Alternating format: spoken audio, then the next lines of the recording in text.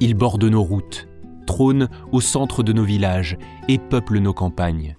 On pourrait passer devant tous les jours sans même y prêter attention.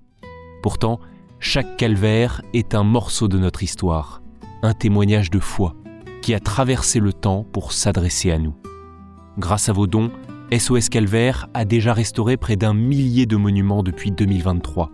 Pour voir les calvaires refleurir partout en France, faites un don à SOS Calvaire sur www.soscalvaire.org.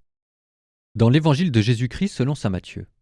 En ce temps-là, Jésus parcourait toutes les villes et tous les villages, enseignant dans leurs synagogues, proclamant l'évangile du royaume et guérissant toute maladie et toute infirmité. Voyant les foules, Jésus fut saisi de compassion envers elles, parce qu'elles étaient désemparées et abattues comme des brebis sans berger.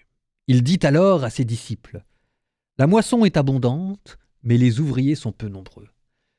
Priez donc le maître de la moisson d'envoyer des ouvriers pour sa moisson. » Alors Jésus appela ses 12 disciples et leur donna le pouvoir d'expulser les esprits impurs et de guérir toute maladie et toute infirmité.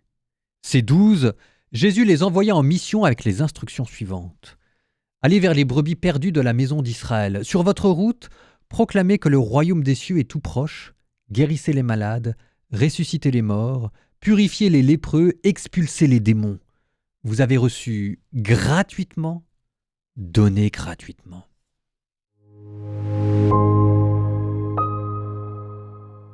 Aujourd'hui, c'est la Saint-Nicolas. Bonne fête les enfants! Saint Nicolas était un évêque qui a existé, Saint Nicolas de Smyrne, qui était dans la Turquie. Né à la fin du IIIe siècle dans la ville de Patara, il naît dans une famille chrétienne très aisée. Je vous dis ça parce que Saint Nicolas, c'est bien de connaître son histoire. Tout le monde fête la fête des enfants pour Saint Nicolas. De qui parle-t-on exactement? Ses parents meurent alors qu'il est encore très jeune, probablement lors d'une épidémie. Il hérite d'une grande fortune, mais au lieu de la garder pour lui, il aide les pauvres, les orphelins, les voyageurs, sans jamais chercher la gloire. Sans jamais chercher la gloire, au point que ça va devenir un peu une sorte de personnage mystérieux, de légende. Oh, c'est Saint Nicolas qui nous a aidés, parce qu'en fait, il se faisait pas voir, et c'est ce qui fera apparaître, paraît-il, sa légende.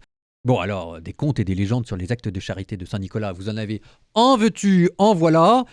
Moi, je termine en vous disant qu'il devient évêque de Myre, M-Y-R-E, et lors des persécutions de Dioclétien, il est arrêté, torturé, emprisonné, mais sans jamais renier sa foi. Il est après libéré avec la paix de Constantin et il reprend sa mission alors. Ça fait beaucoup pour un seul homme. Il est confesseur. C'est un titre qui veut dire que vous avez torturé, que vous n'avez pas renié votre foi, mais que vous n'êtes pas mort, ça c'est martyr. Lui, il n'est pas martyr, il est confesseur, c'est le rang juste en dessous. Il est évêque et il se fait remarquer par sa charité pour avoir distribué sa richesse aux pauvres. On comprend qu'il devient un des saints patrons des enfants, une des figures de l'Avent, et nous, un modèle à imiter.